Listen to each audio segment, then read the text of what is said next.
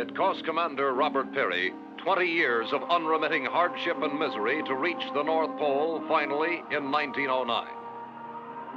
It would have astounded Peary to learn that by the late 1950s and early 60s, the vast frozen top of the world he pioneered had become a vital highway for world travel and commerce, not just in the skies, but also deep under the ice in the frigid 5 million square mile depths of the Arctic Ocean.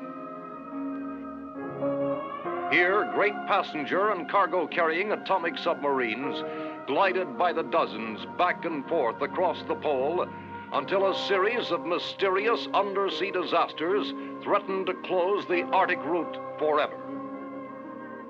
The decisive moment came May 3rd at 13:15 hours, when the undersea atomic liner Sturgeon, largest of them all, reached 87 degrees 10 minutes north latitude, only a few miles from the North Pole itself.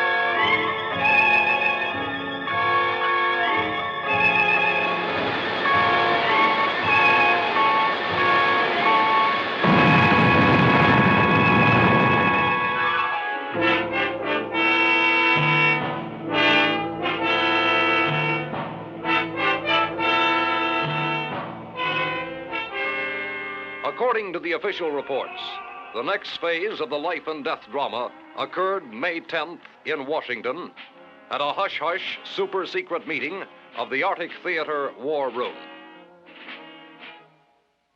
Gentlemen, this is the man we've been waiting for. The skipper of the atom killer sub Tiger Shark, Commander Dan Wendover. This is Justin Murdoch, Secretary of Defense. Mr. Murdoch. Commander? And I know you've heard a lot of Dr. Clifford Kent, Dan. Doctor? Commander. Dr. Kent had a lot to do with the development and design of your boat. Syrian Hunt just flew in from London. The Dr. Hunt, winner of the Nobel Prize for Oceanography? Oh, let's just say I took the bow for a team of very brilliant associates. Sit down. Gentlemen, to begin, let me read you just one line from a detailed staff study prepared for the Joint Chiefs. In our judgment, these Arctic disasters may prove the gravest emergency in all history. Any comments on that statement? A bit fanciful, isn't it, sir? Possibly. Let me read you a partial list of observed phenomena. Destruction of 4 surface vessels, largest 10,000 tons. Radioactivity in Arctic waters, floe ice, and bergs. Peculiar television images preceding each distress call. 7 polar atom subs vanished without a trace. Fanciful, did you say, Sir Ian? And now, Dan, we come to you. You skipper the Tiger Shark, the most advanced, the deadliest killer sub in the fleet. Right now, she's undergoing emergency, around-the-clock modification in the Bremerton Navy Yard. The orders call for special observation and testing instruments here, removal of all but 2 atomic torpedoes, special launching equipment for water-to-air ballistic missiles, and a special escape hatch in the keel for the lungfish. The lungfish? Yes, a deep exploration device, sort of an animated diving bell. The mission of the Tiger Shark is to hunt down and identify the cause of these Arctic disasters. If humanly possible, you will remove it.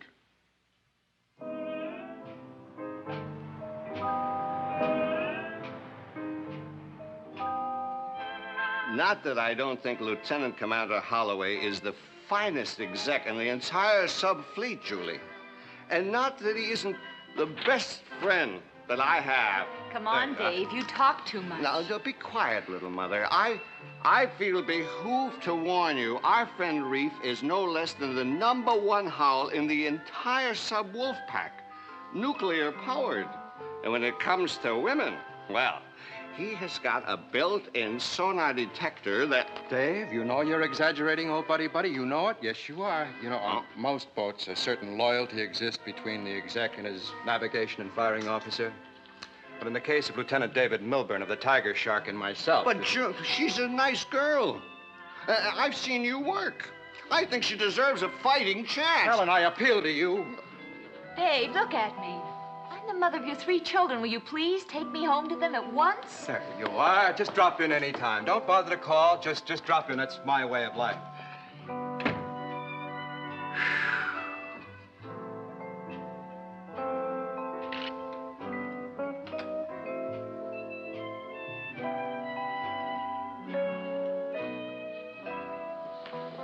Dave is exaggerating, you know. I mean, a man spends 3 months in a deep freeze. It'd take his whole leave just to thaw him out. By that time, he's ready to report back. It won't take me long to defrost. Not around you.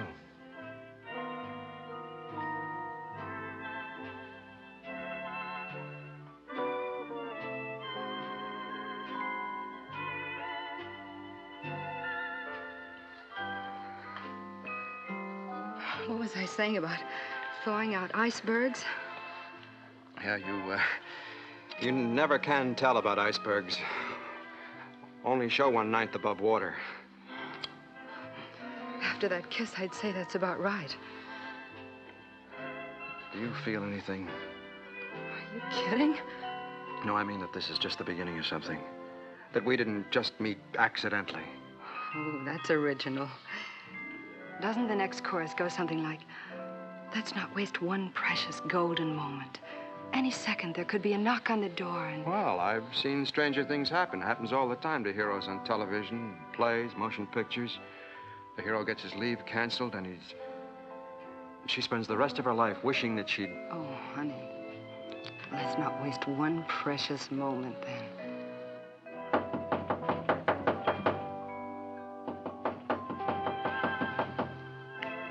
What's that pounding? Need I say more?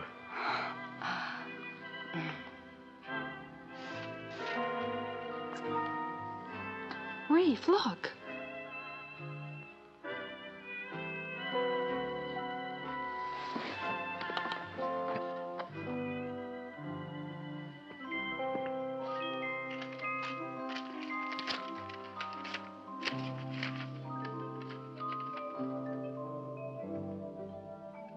Oh, no. What's wrong? What is it? Oh, no.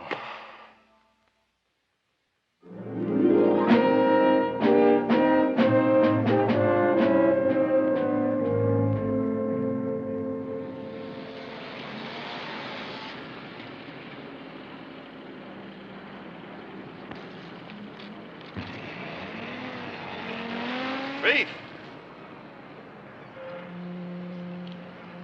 They caught you too, huh? At the worst possible moment. Tomorrow's Janie's birthday. Poor little kid's been looking forward 2 whole months to having her daddy home. Now? That's the worst possible moment? What could be worse than disappointing a little girl? Disappointing a big girl. Julie? God. Really tough, old buddy. Oh, really tough.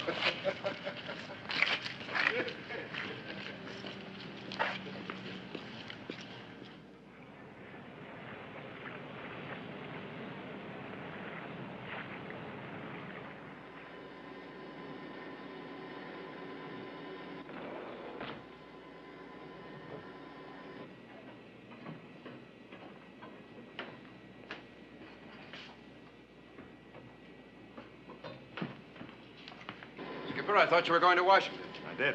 Just got back. Reef, I want you to meet a couple of our passengers, Sir Ian Hunt and Dr. Clifford Kent. My exec, Commander Richard Holloway. Right, right, sir. Dr. Kent, met you before. Yes, indeed, Commander. You gentlemen are going with us. What for? We'll discuss that later. Roberts. Have Chief Griffin report to me as soon as the crew's aboard. Yes, sir. Watkins, Yes, sir. will you show these gentlemen their quarters? Aye, aye, sir. This way. Oh, sorry you had to cut your leave short. Yeah. Come at the wrong time? Yeah. Will do. Oh, it's you. Yeah. Hey, Griff, what's the scoop about, huh? I mean, hauled out in the middle of the night, all leaves canceled, we going to war or what? Now, don't you worry, Chester. When the skipper wants you to know what's going on, he'll tell you, okay? I don't like it. I mean, this is almighty funny. Yeah, isn't it, though? Suppose you get aboard anyway. I don't like it. What did you say? I like it. I like it. Hey. Well, Skipper, I think I'll stow my gear.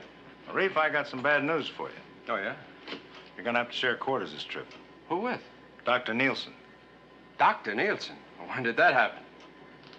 Huh? Oh, it's all right. We're all friends.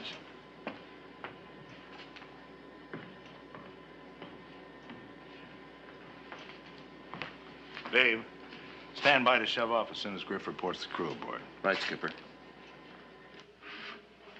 Well, looks like we're going to share quarters, Skipper. Been a long... Carl. You? Oh, of course. I should have suspected when I heard that doctor. I thought it was your father. He was supposed to be. Dad had a heart attack 2 days ago. He what? It was mild. It'll be all right, but it was out of the question his coming along. And they thought you could replace the skipper, huh? Well, there was no choice. Dad and I developed the lungfish together. Except for him, I'm the only one qualified to dive in it. You could have trained somebody else. Not in 2 days. Look, do you think I wanted to come? If it didn't mean so much to Dad proving his depth explorer, I certainly wouldn't be here. That I can believe.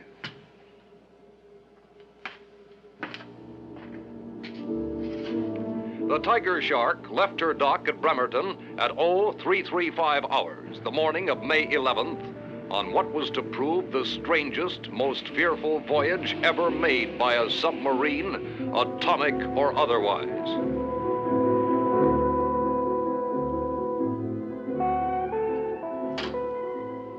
Simultaneously with the Shark's departure and with his crew still in the dark concerning their secret, fateful mission, Skipper Wendover made the first notation in the log.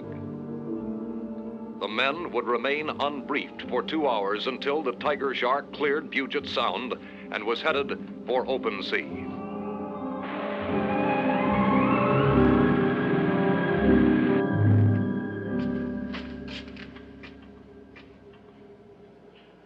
Who the devil belongs to this gear?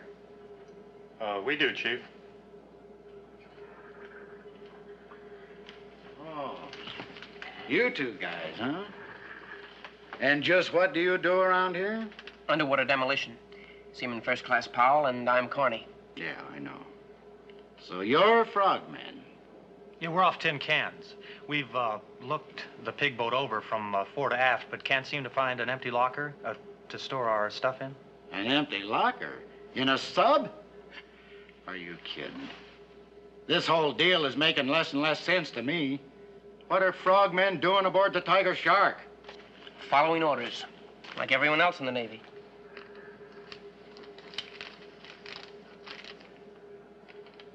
Beats me. But orders are orders. Yeah, well, in the meantime, where do you want us to stash these gizmos? Come on.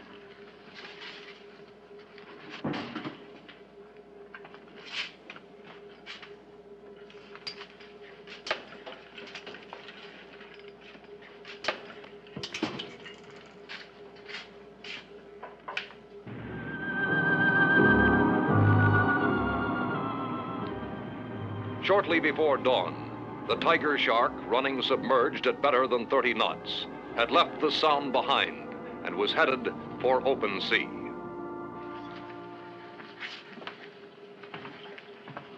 There are orders, Reef. Look them over while I fill in the crew. Now, hear this. This is the captain speaking. I know you're wondering about all the mystery. Well, our job had to be kept absolutely secret. Our mission is to find out what caused the disasters under the Arctic ice. Once we cross the Arctic Circle, any command you hear will be the real thing. Please remember. That's about it. Now, you know as much as I or anybody else does, for that matter. Coincidentally, I assured Washington that this was the best sub crew in the fleet. I know you won't make a liar out of me. Carry on.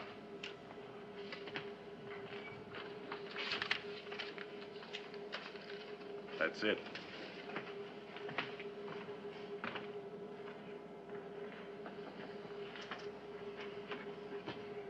What do you think? I think I should have joined the Air Force.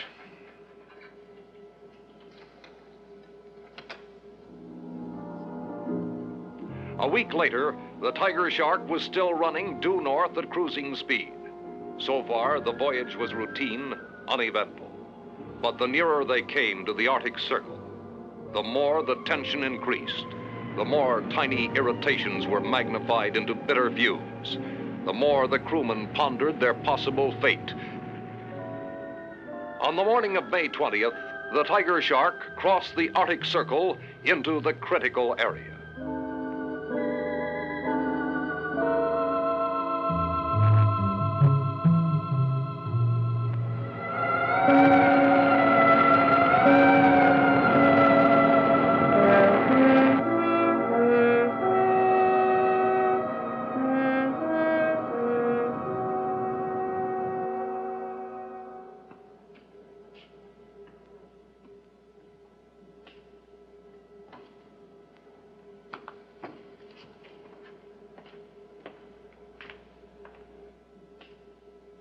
You're always asking me why I stay up, bachelor.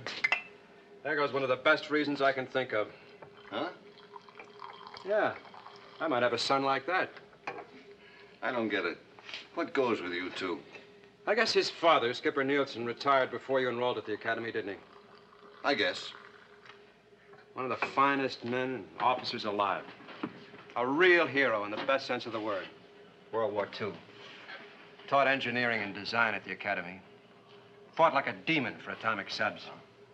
So? So when his only son dropped out of school, began making statements, all sounding like borrowed propaganda. Ban the atomic test, junk the nuclear subs, spend the military budget for peace. Well, it just about broke the old man's heart. Then when the newspapers picked it up, called Carl the honest, sincere son of a warmongering father. Well, Captain Nielsen resigned from the Navy. Oh, he still keeps his hand in with projects like the Lungfish. But it broke him all the same. Have you talked to Carl? Try to get his side. His side? He's all front with no back. How can he have a side?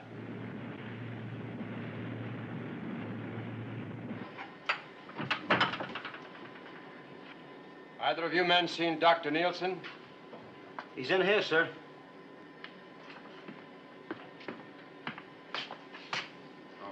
Tuttle, Powell, would you men mind leaving us alone for a few minutes? Sure, Mr. Holloway. Dr. Nielsen.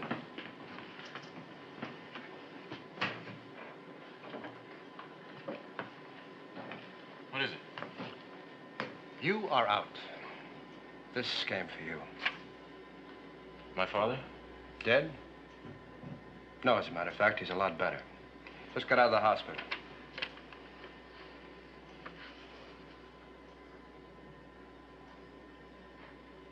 What did you mean I'm out? Your father can be in Nome, Alaska tomorrow. We have two choices.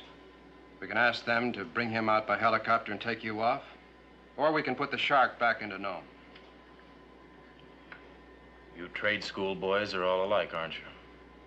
Anybody who doesn't think like a little gold-braided puppet is ipso facto a coward. You said it, I didn't.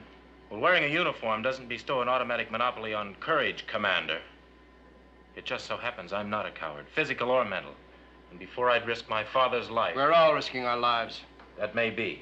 But Dad stays where he is, and I'm staying here. Oh, you are a mixed-up oddball, aren't you? Well, perhaps. But the idea of willingly going to school to spend my life at a Paleozoic pastime that should have disappeared with the thunder lizards, I'm referring to war. That strikes me as the worst cowardice of all. Being spiritually yellow.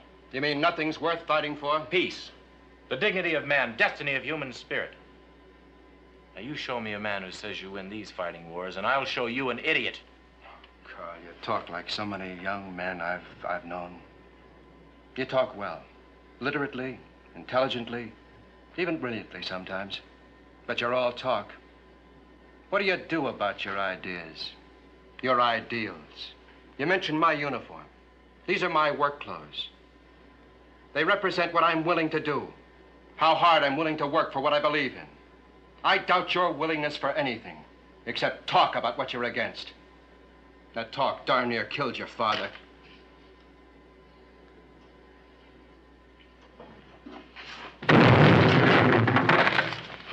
Mr. Holloway to the con, please.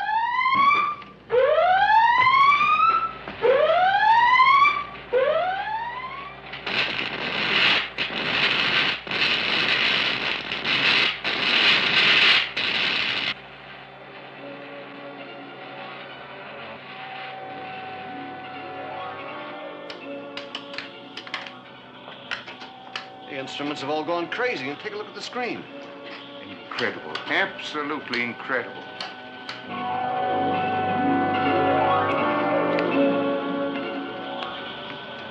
What hit it? Doesn't seem possible, but could it be an electric storm center? Underwater? High-intensity arcs will burn, submerge, and millions of volts discharge in random directions. Is there any way out of this? Seems all around. What about down? I don't know. Take her down. Maximum angle, maximum depth. Yes. Take her down. Maximum angle, maximum depth.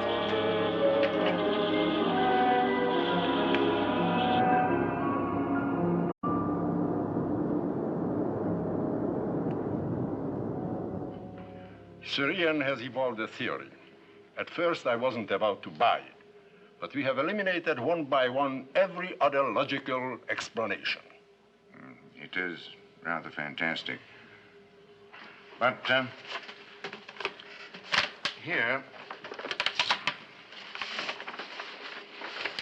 is a chart of the Arctic region. On it, I've plotted every instant of these peculiar phenomena, the sinkings, electrical storms, our own experiences. Now, here is where we encountered the electrical storm. The sturgeon was lost about here. The others, here, here, and here. Do you see it? See what? The pattern. The pattern. Each incident occurred almost precisely 1,000 statute miles from the pole. A line drawn through the points of occurrence makes almost a complete circle around the pole. Which adds up to what, Syrian? I cannot accept the idea that these phenomena were either random or natural. I believe they were motivated by some sort of intelligence. Do you mean that somebody is... I didn't mean to imply a human intelligence. Well, what on earth kind of intelligence is it, Syrian? Oh, perhaps it's not an intelligence on Earth. Perhaps it's an intelligence from beyond the Earth. What can we do about it, sir? I've been thinking about that. As you see, these occurrences were on this line, almost a perfect circle around the pole. However, there may be a significant break in that ring here in the area of the Queen Victoria Sea near Franz Joseph Land, north of Murmansk in Finland. Supposing your theorizing is correct, then this could be the next danger point. Yes, yes. But supposing we anticipated a little, supposing the tiger shark was lurking there, waiting. You could be right. We'll chart our course right straight across the pole to bring us here, the Queen Victoria Sea. So swiftly, implacably, the tiger shark moved across the top of the world toward her rendezvous with what?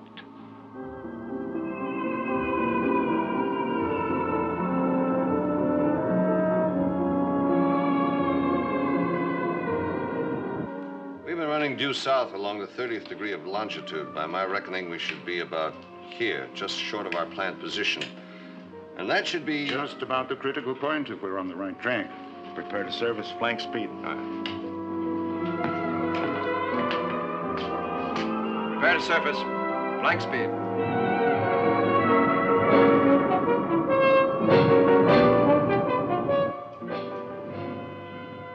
Mr. Melbourne, quick, look at this.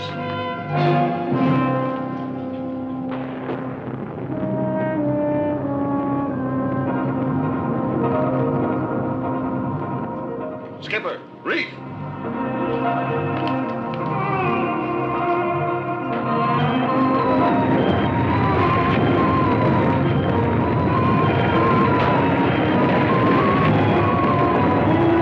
Those chunks of ice are coming right at us. Dive! Dive! Dive! Dive!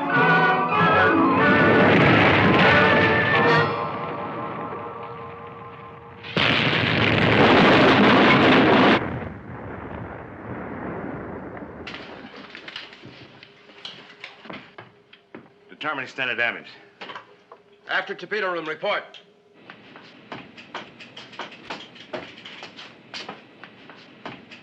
This is Griff, Captain. Moderate leak in overhead plates. Damage to main drive shaft housing. Forced to full stop. We're dead in the water. Captain?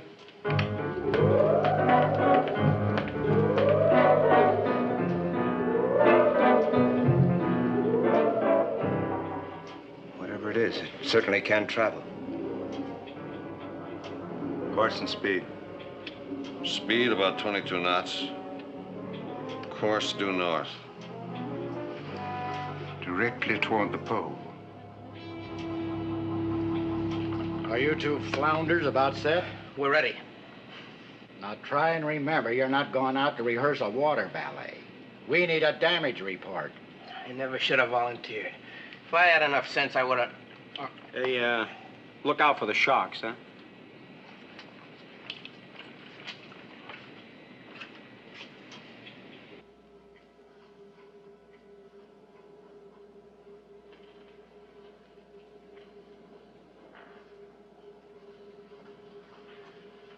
A pure oval shape with this cyclops-like eye or turret on top.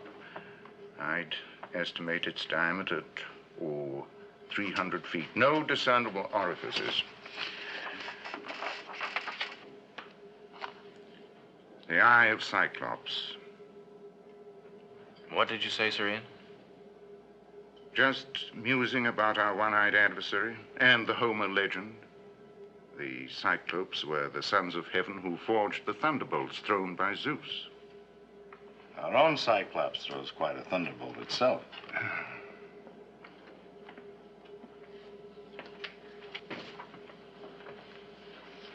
I knew there was something familiar. Take a look. This picture was taken by an amateur astronomer over New Mexico. I have had it since I served on the Air Force Evaluation Board for UFO reports. Unidentified flying objects. Then this is a flying saucer. That was the popular designation, yes.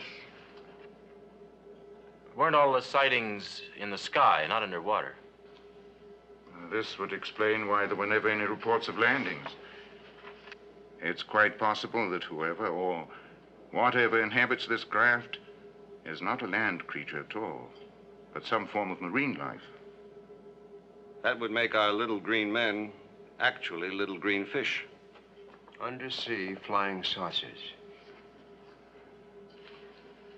Excuse me, Skipper. Yeah, Griff? All internal repairs completed. And frogmen report exterior damage minor. Then we can get underway, huh? Right, sir. Dave, you plotted the course of Cyclops? Then that's our course. Where he goes, we go until we get him. Or perhaps until he gets us. So the tiger shark began relentlessly stalking her space enemy. Up to the pole, back to the Arctic Circle, again and again. A week, a fortnight, a month.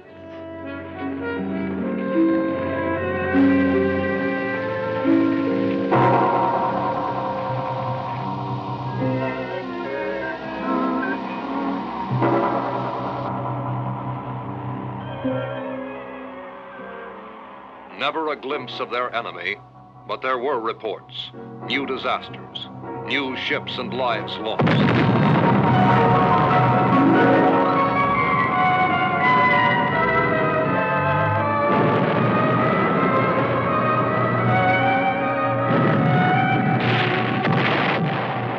Invariably, the tiger shark made for the scene, only to arrive after Cyclops had left.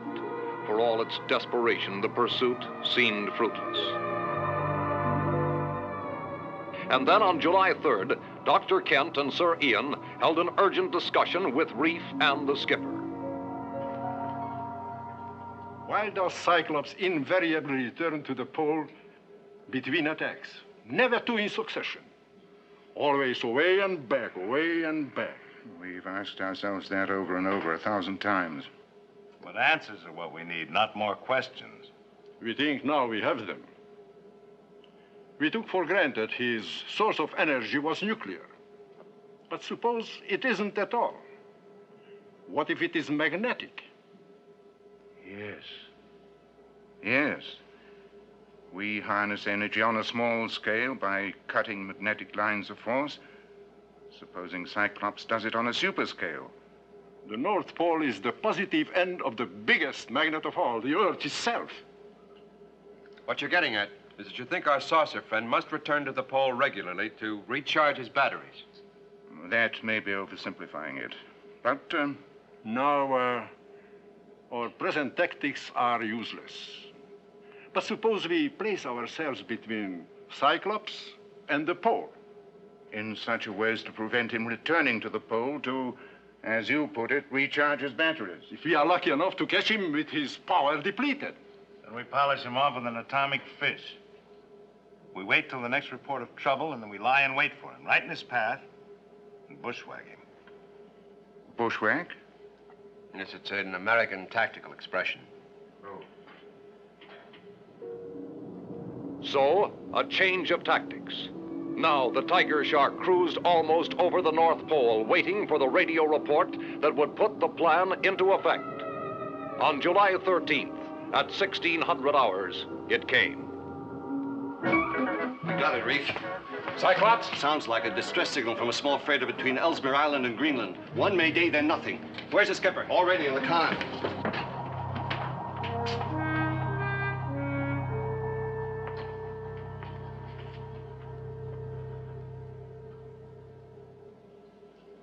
We're here. Right? This is where Cyclops knocked off the freighter.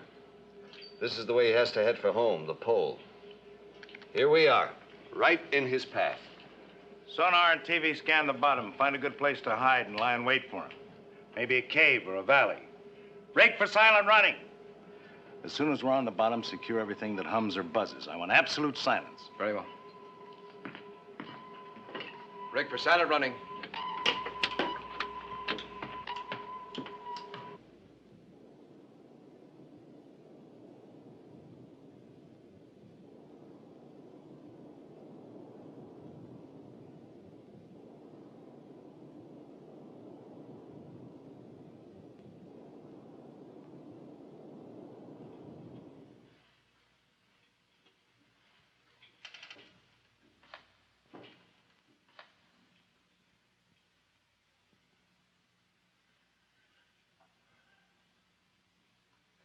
Hour upon hour, the tiger shark lay in its deep six ambush. The Arctic depths were as still and silent as an uninhabited world. And then, at 0600 hours.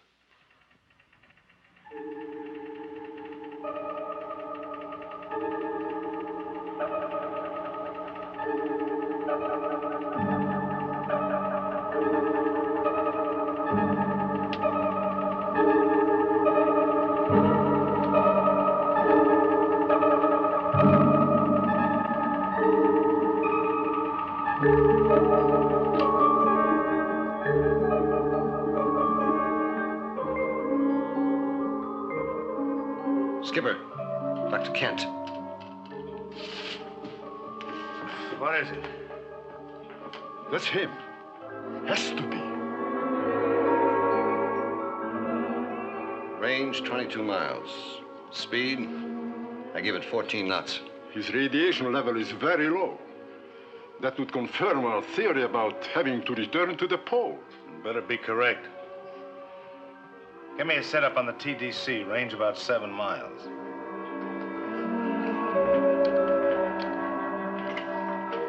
Reef, arm atomic warheads. Load tubes 1 and 2. Report to the con. Sounds like we mean business. Yeah. Griff, you arm number 2. I'll handle number 1.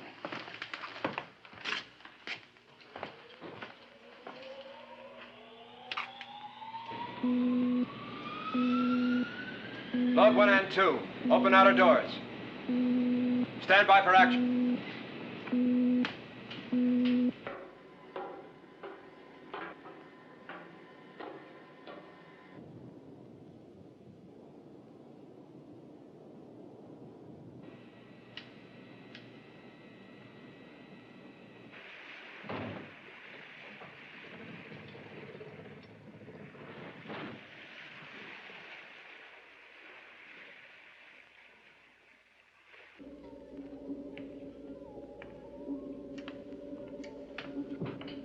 Range now 15 miles.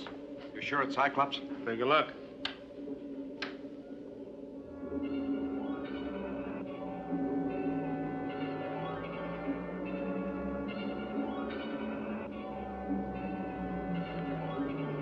Range 14.5 miles.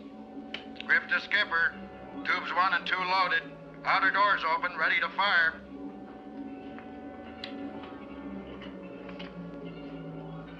Stand by.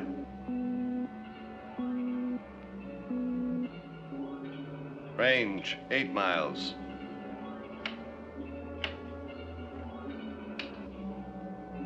Range 7 3/4 miles.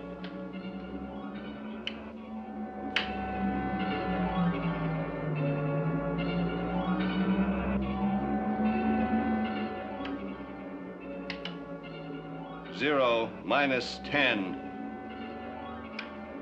9, 8, 7, 6, 5, 4, 3, 2, 1. Target 0. Fire 1.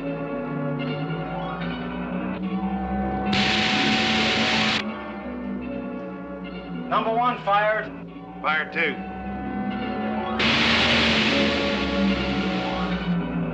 Number 2 fired.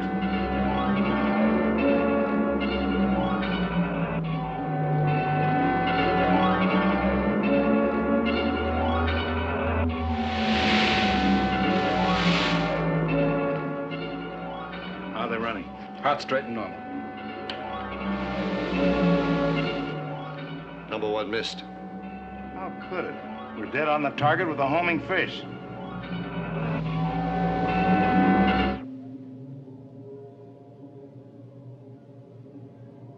What's that? A massive jelly-like stuff came out of the thing and caught our torpedo. It must function like a degaussing field. We never get a torpedo through that. Maybe not a torpedo.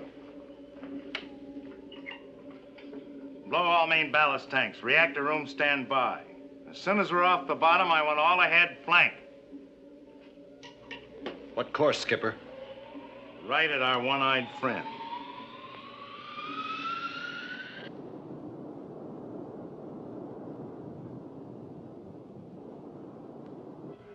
Right at him? That's what I said. But what can we accomplish? We can ram him. You've weighed the consequences, Captain. The lives involved. Doctor, I've weighed the destruction that the Cyclops has done already and what he'll do in the future unless we stop him right now. There must be some other means. What other means? If the tiger shark can't stop him, no power on Earth can.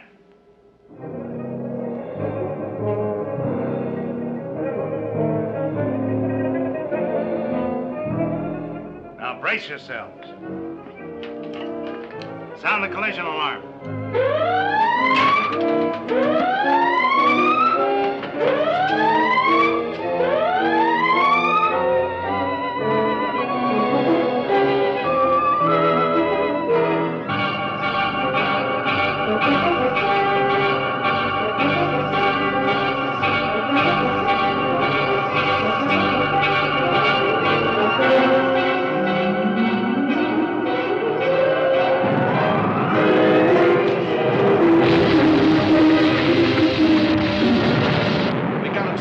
Drove right into him.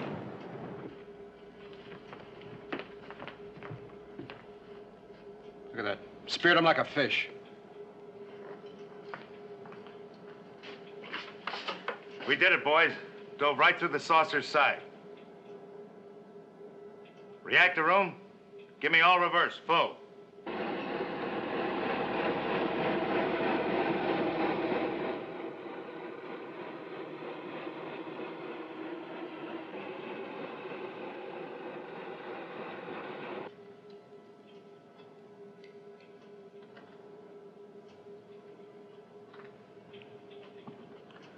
We're stuck tight. Skipper, take a look at this depth gauge. 180 fathoms? We can't be sinking that fast. It's our screw, Skipper. At our declination angle, running in reverse, they're pulling the shark and Cyclops right to the bottom. And we're at safe maximum depth already. Full stop. Full stop.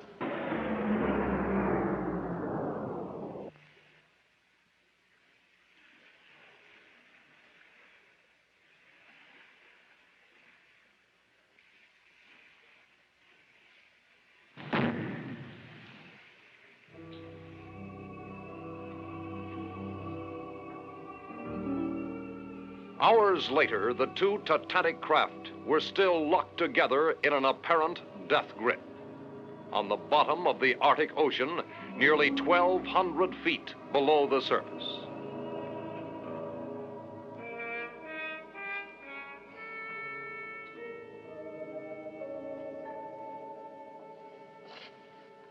Well, anybody got any ideas?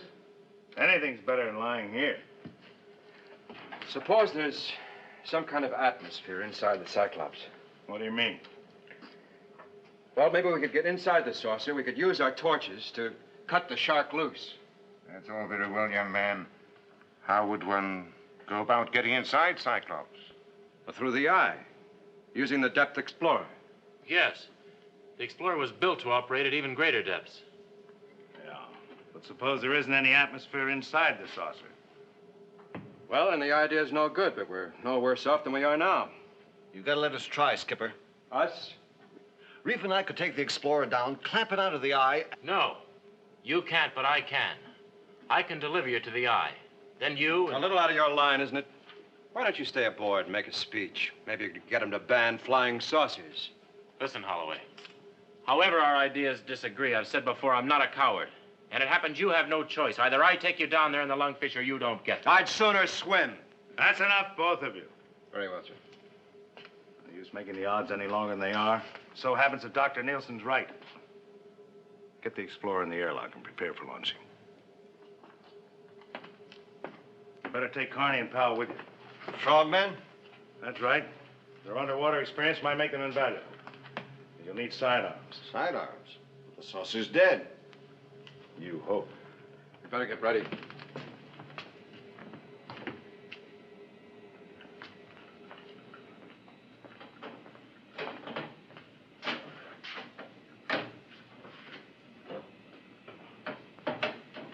Girls, you go everywhere I go. All right, Carl, there's still time. Want to show me how? Get in.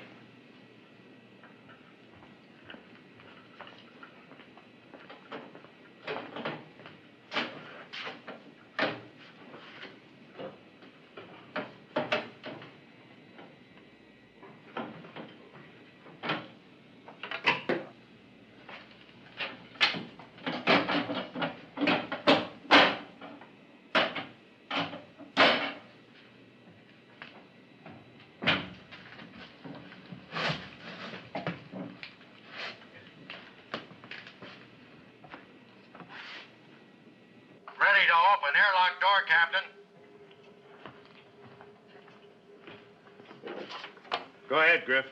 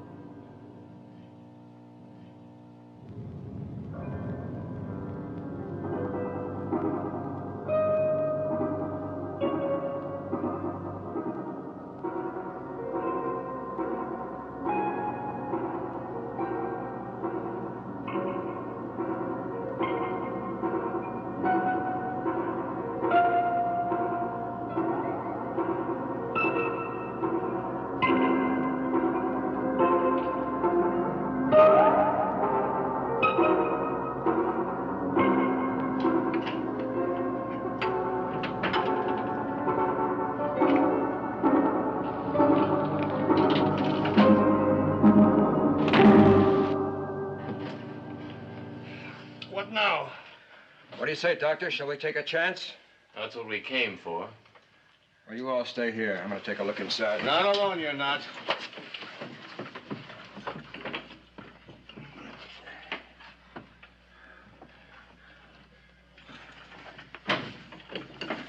Better breathe your oxygen just in case.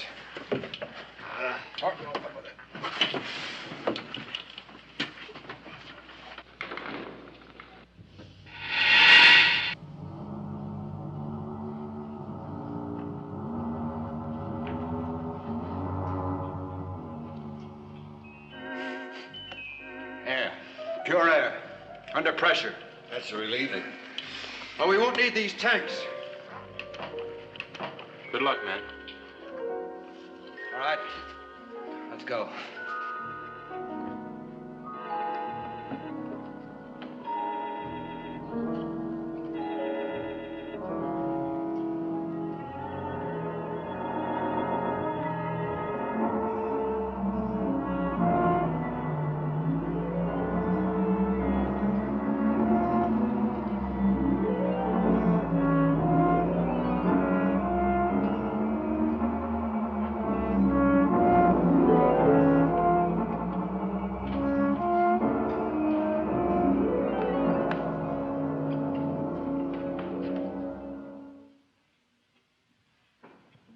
Ball drove through her, but she sealed herself right up.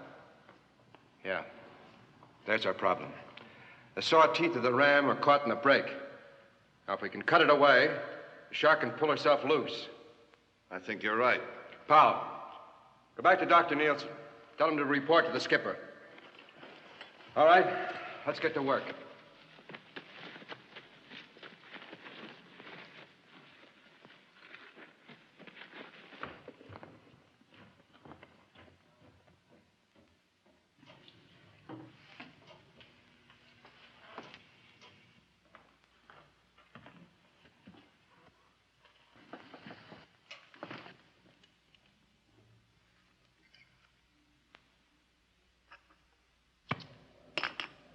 We read you, Doctor. Go ahead. They're inside the Cyclops. It's full of breathable air. Wonderful. That's great, Doctor. Reef thinks that he can clear the shark's bow so we can pull ourselves loose. What's it like inside the Cyclops? This is a priceless opportunity to... Doctor, tell Reef to make sure that you're in the clear before we make another move. Right. Over. We may get out of this yet. Skipper, could you take a look here? What's wrong, Griff? The inertial navigation system must have been knocked out in the crash. We're dead in the water, but it indicates we're moving. That's impossible. The radiation level from the saucer, it's rising. What direction does the system indicate? Due north at 5 knots. Oh, 6. Toward the pole. But that Cyclops is dead. We killed it, didn't we? Beats me.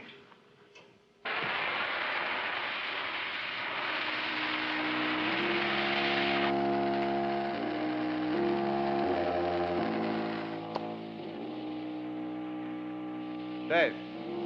Yeah? You hear anything?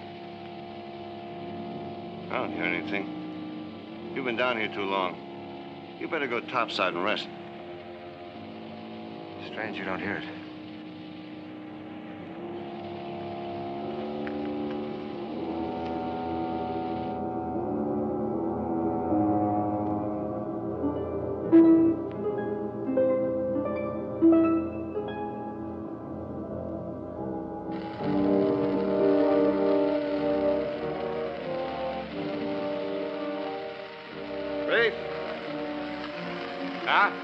You know something? I think it's getting lighter in here. Yeah. Yeah, it is. If I didn't know better, I'd swear we were moving. Now, let's get back to work, and maybe we will be soon.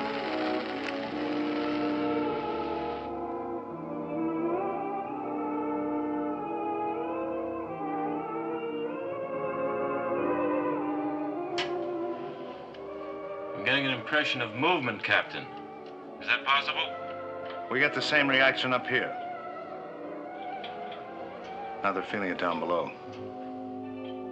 The radiation level constantly rising. As we near the pole. It's got to be an explanation. I think there is. I believe our friend Cyclops is returning to life.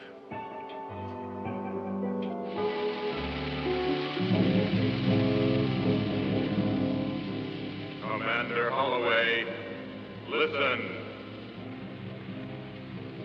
Dave. Commander Holloway, make no resistance. Did you hear it? That sound again?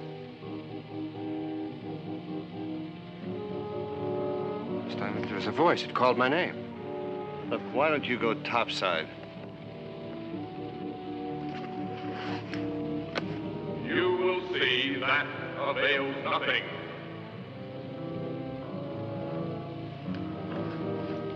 Where do you think the sound was coming from? Down there somewhere.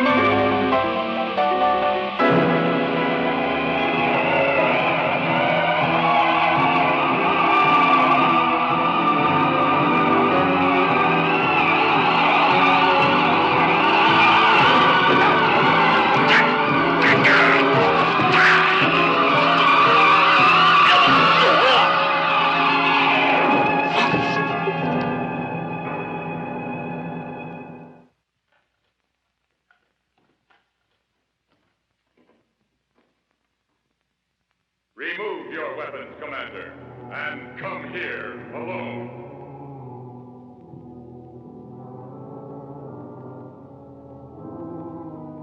Come where? To me, here. That voice again? It wants me to go alone. Oh, it does it? You better stay here.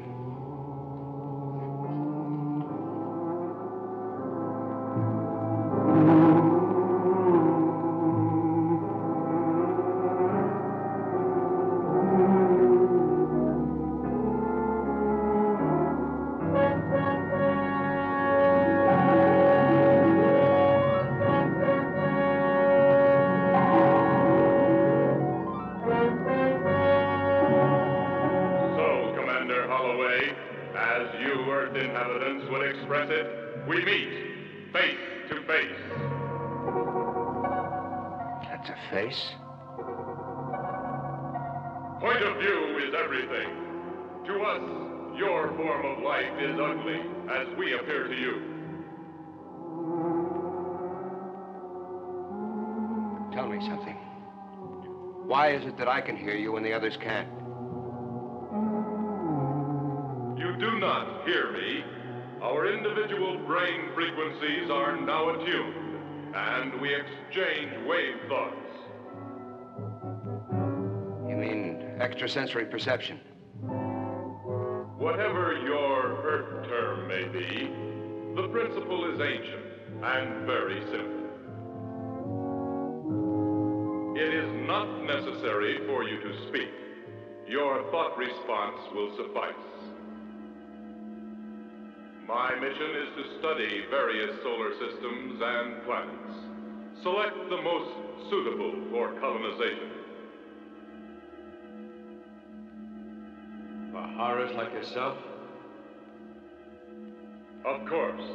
It may interest you to know I have visited hundreds of other worlds, and of all of them, your Earth seems most suitable.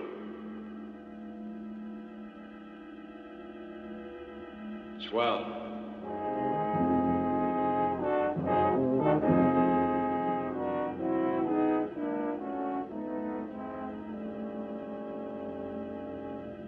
Your friend was to remain where he was.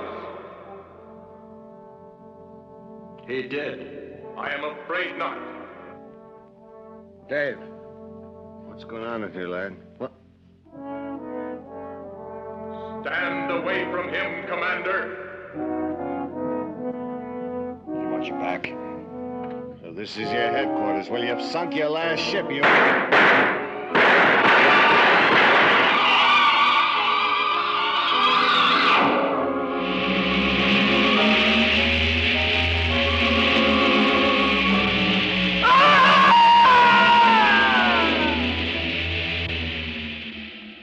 Why not me? What am I, the closing act? On the contrary, I want you unharmed, perfect. Why? I have selected you to return with me along with several other specimens for study. We will examine you and the others, discover desirable features to incorporate in our Earth colonizers. Then you just build them in, huh? Of course. Evolution is much too slow a process. On Earth, you build with inanimate material. We employ living tissue. This space vehicle, for example. It is a living thing. When damaged, you would say wounded. It immediately heals itself. Oh, that's why no water leaked inside when we rammed you. Of course. But it is time to begin the return voyage. To navigate, won't you have to see your way? Obviously. Copy, Russ!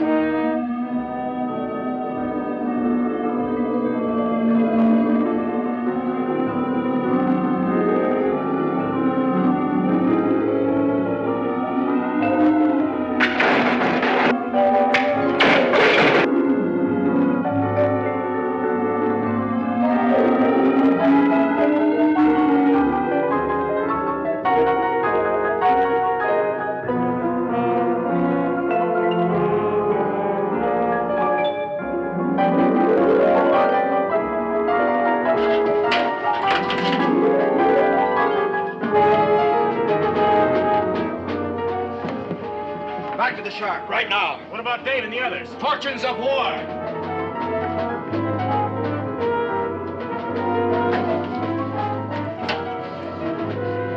Skipper, this is Reed from the Duck Explorer.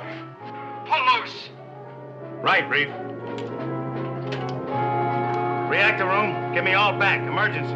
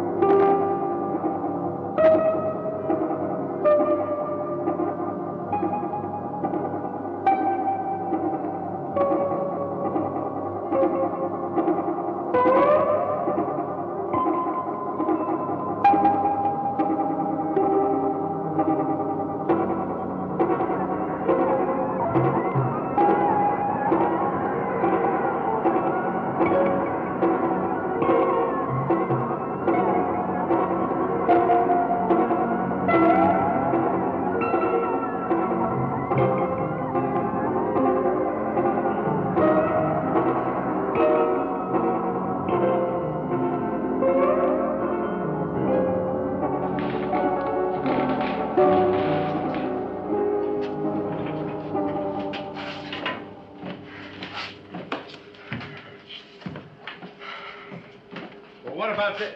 Skipper, we didn't kill it. And if that thing ever gets back to where it came from, the Earth is doomed and everybody on it.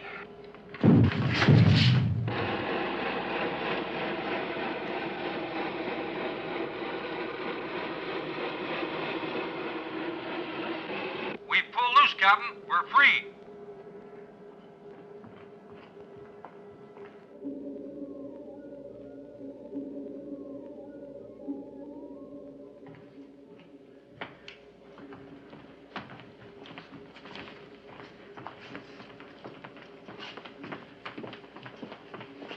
There it goes. Headed straight for the pole. 50 knots. Nothing we can do. Excuse me, Captain. There may be one last desperate chance. What's that? It's possible I could adapt one of the torpedo guidance systems to the ICBM, so it would home on the saucer when he rises from the pole. What about the time? Cyclops will have to linger at the pole to recharge its power banks. That's worth a chance. Reef, take over as navigator and see if you can find us an air hole in the ice. Let's go. Very well. Adapt a complicated guidance system to a huge ballistic rocket. Convert it to a water-to-air interceptor missile. It was foolish. It was insane. It was fantastic. But it was their only hope. And the Earth's only hope. Ready? As ready as we can be. I'll report to the skipper.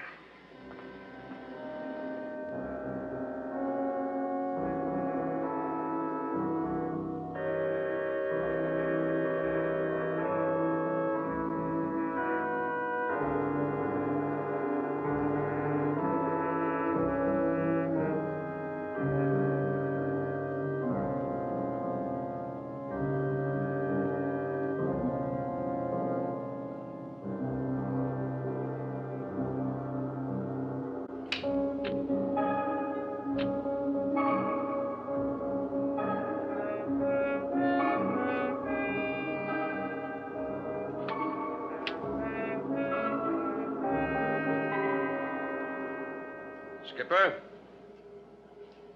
we found our hole in the ice. What's the corrected bearing of the magnetic pole?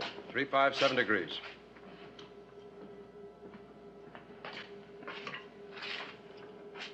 Prepare the ICBM for firing.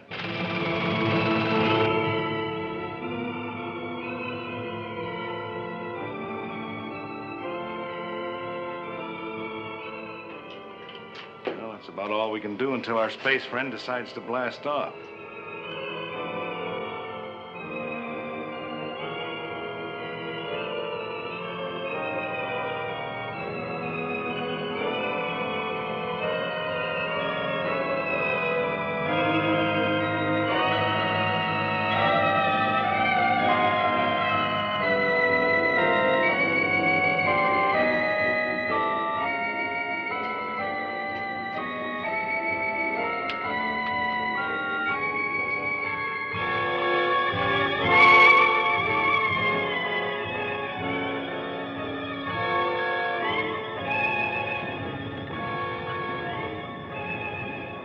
Skipper, I think it's...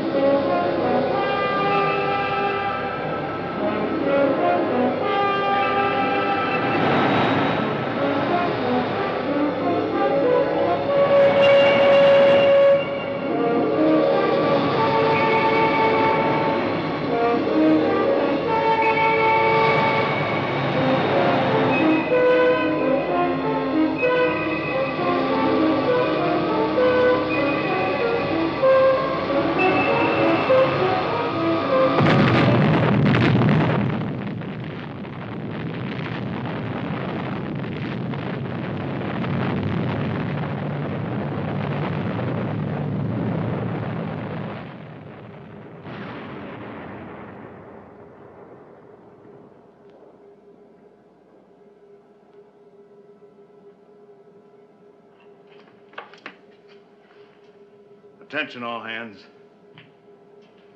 We got him.